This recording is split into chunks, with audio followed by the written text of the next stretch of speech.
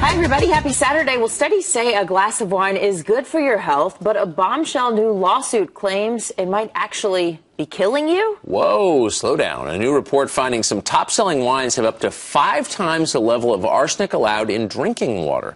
Well, Dr. David Samadi is here to tell you what you need to know before you have another glass. Doctor, thanks for joining us. Good morning. How scared should we be? I wouldn't be really scared based on this particular lawsuit. This is basically Kevin Hicks, who's been in the winery industry for about 20 years or so. Now he's bringing this whole lawsuit, saying that you have a lot more arsenic in red wine than water, and that's a really bad comparison. Right now, today, we don't have a real U.S. standard for the level of arsenic in our wine. Compared to other countries in Europe and Canada, they have about 100 parts per billion. This is about 30 to 50 billion, depending on the brand. And they're comparing it to water, which is 10 parts per billion. But guess what? Institute of Medicine recommends you drink how much water a day? 3 liters. Women, 2 liters. Who in the right mind is going to drink that much wine in a day? That's not a good idea? Sorry? So that's not a good idea? It's not a good idea to compare it to water. Because you're drinking so much water, that amount of arsenic is not going to really cause any problem. Now, most of us are drinking socially a couple of glasses, unless you're drinking about a bottle of wine a day.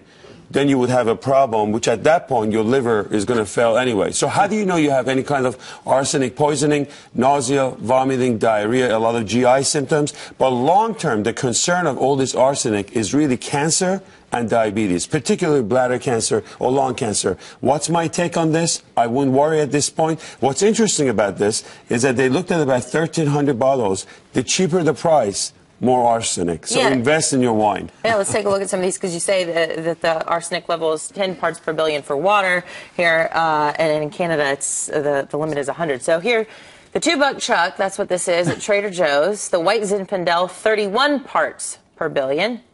Let's look at the next one. This Moscato, Menage a Trois.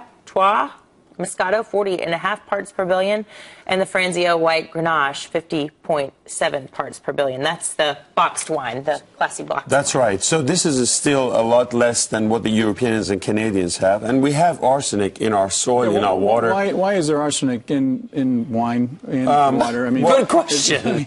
I know it's naturally in the, but why isn't it able to be filtered out? Well, the groundwater has a lot of arsenic, and we have filters in our. That's right. I mean, we're treating it, so why is it still a problem? You always get a little bit of this. It doesn't matter how you filter it, you get some of this. You get it in rice, for example. So brown rice has a lot of arsenic, more than white rice. So we get this. It's in our environment all over the place.